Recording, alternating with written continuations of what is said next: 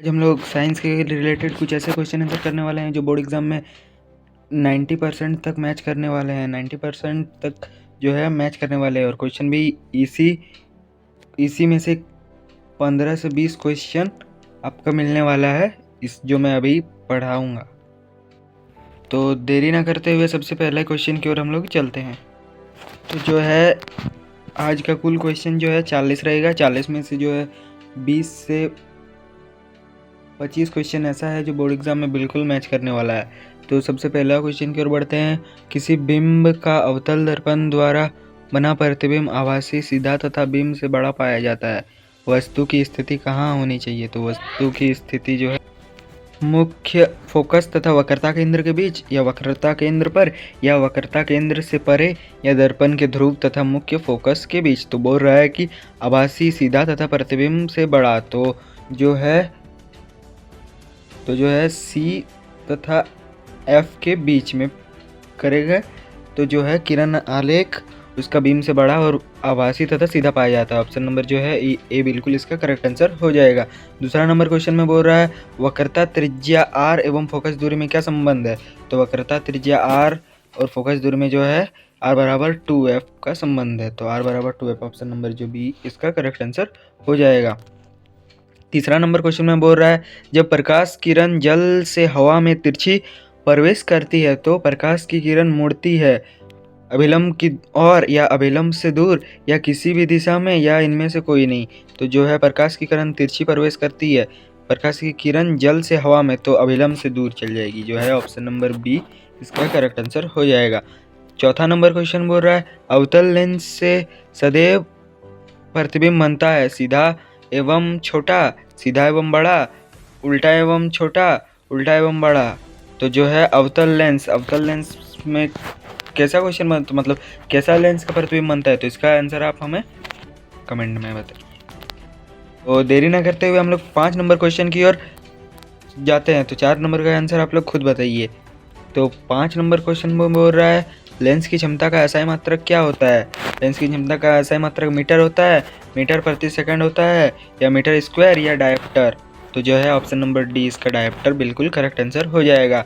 6 number question में बोल रहा है समतल दर्पण द्वारा बना प्रतिबिंब बनता है, समतल दर्पण द्वारा प्रतिबिंब बनता है वास्तविक, काल्पनिक, या दोनों, या फिर इनमें से कोई नहीं। तो जो है काल्पनिक जो है बनता है समतल दर्पण द्वारा, हम लोग मतलब आभासी बनता है, आभास करते हैं। 7 नंबर क्वेश्चन बोल रहा है मानव नेत्र जिस भाग पर किसी वस्तु का प्रतिबिंब बनता है वो क्या है? मतलब जो जिस भाग पर अगर प्रतिबिंब बनता है वो क्या है? तो ऑप्शन ए बोल रहा है कॉर्निया, परितारिका, पुतली, या फिर दृष्टिपटल। तो रेटिना, दृष्टिपटल ये करेक्ट आंसर हो जाएगा। 8 नंबर में क्वेश्चन बोल रहा है मानव नेत्र जिस भाग पर किसी वस्तु का प्रतिबिंब बनाते हैं वो है, मानव नेत्र जो है किस भाग में प्रतिबिंब बना, मानव नेत्र जिस भाग पर किसी वस्तु का प्रतिबिंब बनाते हैं। तो जो है इसका मैं बोल रहा है 25 सेंटीमीटर, 15 सेंटीमीटर, 35 सेंटीमीटर। तो न्यूनतम दूरी जो है 25 सेंटीमीटर है। क्वेश्चन थोड़ा गलत पूछ दिया है। 9 नंबर क्वेश्चन में बोल रहा है द्विफोकस लेंस द्वारा किस दृष्टि दोष को खत्म किया जाता है? तो पहला ऑप्शन में बोल रहा है निकट दृष्टि दोष, जरा दृष्टि दोष, या दीर्घ दृष्टि दोष, या इनमें से कोई नहीं। तो जो है इसमें ऑप्शन नंबर बी जरा दृष्टि दोष हो जाएगा करेक्ट आंसर। 10 नंबर क्वेश्चन बोल रहा है तारों के टिमटिमाने का कारण है। तो तारों का टिमटिमाने का कारण है वायुमंडलीय परावर्तन, वायुमंडलीय अपवर्तन, या फिर पूर्ण आंतरिक परावर्तन, इनमें से कोई नहीं। तो जो है वायुमंडलीय अपवर्तन के कारण जो है तारे टिमटिमाते हुए प्रतीत होते हैं। 11 नंबर क्वेश्चन में बोल रहा है निम्नलिखित में से कौन सा पद विद्युत परिपथ में विद्युत शक्ति को निरूपित नहीं करता है? तो विद्युत शक्ति को निरूपित नहीं करता है। तो सबसे पहला बोल रहा है I square R, I R square, या भी आई, या फिर भी स्क्वायर बाय आर। तो इसका जो है करेक्ट आंसर हो जाएगा आई आर स्क्वायर। 12 नंबर क्वेश्चन में बोल रहा है प्रतिरोध का एसआई मात्रक क्या है? तो प्रतिरोध का जो है एसआई मात्रक कूलाम, वाट, या ओम, या फिर जूल। तो जो है इसका ऑप्शन नंबर सी इसका करेक्ट आंसर हो जाएगा ओम। 13 नंबर क्वेश्चन में बोल रहा है विद्युत चुंबकीय प्रेरण की परिघटना। तो विद्युत चुंबक प्रेरण की परिघटना है किसी वस्तु को आवेशित करने की प्रक्रिया है। किसी कुंडली में विद्युत धारा प्रवाहित होने के कारण चुंबकीय क्षेत्र उत्पन्न होता है। तो जो है विद्युत धारा प्रवाहित तो विद्युत चुंबक प्रेरण, ऑप्शन नंबर बी इसका करेक्ट आंसर हो जाएगा। 14 नंबर में बोल रहा है गर्म जल प्राप्त करने के लिए सौर जल तापक का उपयोग किस दिन नहीं कर सकते हैं? गर्म दिन, बादलों वाले दिन, धूप वाले दिन या पवनों वाले दिन? तो जो है गर्म जल प्राप्त करने के लिए जो है बादलों वाले दिन, बादल में सूर्य नहीं उगेगा, मतलब दिखाई नहीं देगा। ऑप्शन नंबर बी मतलब सी इसका मैंने बी करेक्ट आंसर हो जाएगा। 15 नंबर क्वेश्चन में बोल रहा है रासायनिक अभिक्रिया में भाग लेने वाले पदार्थ को क्या कहा जाता है? तो जो भाग लेते हैं उसको क्या कहते हैं? अभिकारक, उत्पाद, उत्प्रेरक या उत्पोदक? तो जो है अभिकारक है जो भाग लेते हैं। ऑप्शन नंबर ए बिल्कुल इसका करेक्ट आंसर हो जाएगा। 16 नंबर क्वेश्चन में बोल रहा है श्वसन किस प्रकार की रासायनिक अभिक्रिया है? श्वसन जो है संयोजन, ऊष्माक्षेपी, ऊष्माशोषी या फिर इनमें से कोई नहीं? तो जो है ऊष्माक्षेपी अभिक्रिया है। ये जो है मोस्ट इंपोर्टेंट क्वेश्चन है। 16 number question most important question. 17 number question में बोल रहा है ZnO प्लस सी, Zn+CO में किसका उपयोग हो रहा है? उपयोग नहीं, यहाँ उपचयन होगा, उपचयन। तो यहाँ पे जो है उपचयन मतलब ऑक्सीजन जुड़ रहा है, तो सी में ऑप्शन नंबर बी इसका करेक्ट आंसर हो जाएगा। 18 नंबर क्वेश्चन बोल रहा है सिल्वर क्लोराइड का रंग होता है श्वेत, काला, लाल या पीला? तो श्वेत मतलब सिल्वर क्लोराइड का रंग होता है सफ़ेद। जो है सिल्वर जो है AgCl का रंग होता है, AgCl का रंग हो जाता है हम लोग का सफ़ेद। ऑप्शन नंबर ए बिल्कुल इसका करेक्ट होगा, लेकिन इसमें हमको भी थोड़ा डाउट हो रहा है और ये मोस्ट इंपोर्टेंट क्वेश्चन है, तो एक बार आप लोग खुद भी कंफर्म हो जाइएगा। अगर मैंने गलत कहा है तो आंसर इसका कमेंट 18 नंबर का कर दीजिएगा। 19 नंबर क्वेश्चन हो रहा है निम्न में से कौन सा कथन सही नहीं है? तो निम्न में से कथन कौन सा सही नहीं है? NaOH लाल लिटमस पत्र को नीला कर देता है, HCl नीले लिटमस पत्र को लाल कर देता है, या फिर जो है C6H12 ग्लूकोज जो है लाल लिटमस पत्र को नीला कर देता है?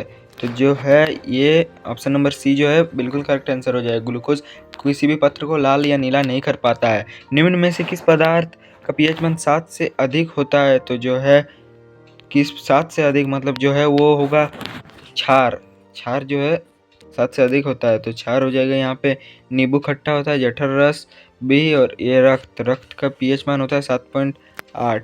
ऑप्शन नंबर जो है बिल्कुल यही 7.4 होता है रक्त का pH मान, तो option number A correct answer हो जाएगा। अधातु के ऑक्साइड की प्रकृति होती है तो अम्लीय, ऑप्शन नंबर ए जो है अम्लीय हो जाएगा। लेकिन ऑप्शन में आप लोग देख लीजिए क्षार के दोनों, इनमें से कोई नहीं, तो अधात्विक ऑक्साइड की प्रकृति हमेशा अम्लीय होती है। ऑप्शन नंबर ए बिल्कुल करेक्ट आंसर हो जाएगा। 22 नंबर क्वेश्चन बोल रहा है लैक्टिक अम्ल का प्राकृतिक स्रोत क्या है? तो लैक्टिक अम्ल का प्राकृतिक स्रोत बोल रहा है चाय, वेनिला, दही या फिर कॉफ़ी? तो जो है दही, ऑप्शन नंबर सी इसका करेक्ट आंसर हो जाएगा। 23 नंबर क्वेश्चन बोल रहा है निम्न में से कौन सा तत्व द्रव अवस्था में पाया जाता है? तो द्रव अवस्था में जो है मरकरी और पारा दोनों पाया जाता है। ऑप्शन नंबर सी बिल्कुल करेक्ट आंसर हो जाएगा। 24 नंबर क्वेश्चन में बोल रहा है ब्रोमीन और पारा दोनों पाया जाता है, तो दोनों ही आंसर सी बिल्कुल करेक्ट आंसर हो जाएगा। 24 नंबर हम लोग का क्वेश्चन बोल रहा है इनमें से कौन सबसे कम क्रियाशील धातु है? तो सबसे कम क्रियाशील धातु हो जाएगा यहाँ Au, AgCl, कैल्शियम, मैग्नीशियम। इसका जो है सिल्वर, ऑप्शन नंबर डी बिल्कुल करेक्ट आंसर हो जाएगा। सिल्वर Au या सिल्वर, ऑप्शन नंबर सी या डी बिल्कुल करेक्ट आंसर हो जाएगा। 25 नंबर में बोल रहा है एक्वा रेजिया में पाया जाता है सांद्र अम्ल, सांद्र HNO3 दोनों, इनमें सांद्र अम्ल और सांद्र NH3, ऑप्शन नंबर सी इसका करेक्ट आंसर हो जाएगा। 26 नंबर पर ब्यूटेनॉन चतुर्कार्बनिक यौगिक है जिसका प्रकार्यात्मक समूह है कार्बोक्सिलिक अम्ल, ऑप्शन ए बोल रहा है एल्डिहाइड, कीटोन या फिर अल्कोहल? तो ऑप्शन नंबर सी इसका कीटोन बिल्कुल करेक्ट आंसर हो जाएगा। 27 नंबर क्वेश्चन में बोल रहा है निम्न में से किस तत्व के बाहरी कक्ष में एक इलेक्ट्रॉन उपस्थित है? तो बाहरी कक्ष में जो है एक इलेक्ट्रॉन किसका उपस्थित होगा? सोडियम, हीलियम, ऑक्सीजन और मैग्नीशियम। तो जो है सोडियम का परमाणु संख्या होता है Na11 2 और 8 और 1। तो जो है बाहरी कक्ष में इलेक्ट्रॉन एक सोडियम का ही होता है। Option number A correct answer हो जाएगा। स्वयं पोषी पोषण के लिए आवश्यक है CO2 तथा जल, क्लोरोफिल, सूर्य का प्रकाश, उपयुक्त सभी। तो ऑप्शन नंबर डी इसका उपयुक्त सभी हो जाएगा।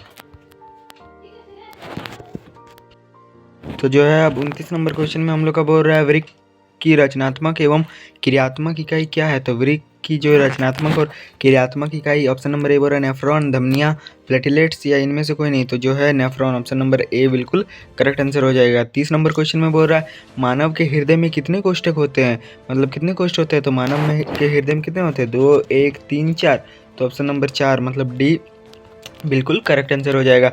31 नंबर क्वेश्चन में बोल रहा है निम्नलिखित में से पादप हार्मोन है कौन है, इंसुलिन, थायरोक्सिकल, एस्ट्रोजन या फिर साइटोकाइनिन, तो जो है साइटोकाइनिन जो है पादप हार्मोन है, ऑप्शन नंबर डी बिल्कुल करेक्ट आंसर हो जाएगा। 32 नंबर क्वेश्चन में बोल रहा है शरीर का मुख्य समन्वय केंद्र क्या है, तो शरीर का मुख्य और सबसे ज़्यादा ये है तो मस्तिष्क, ऑप्शन नंबर ए बिल्कुल करेक्ट आंसर हो जाएगा।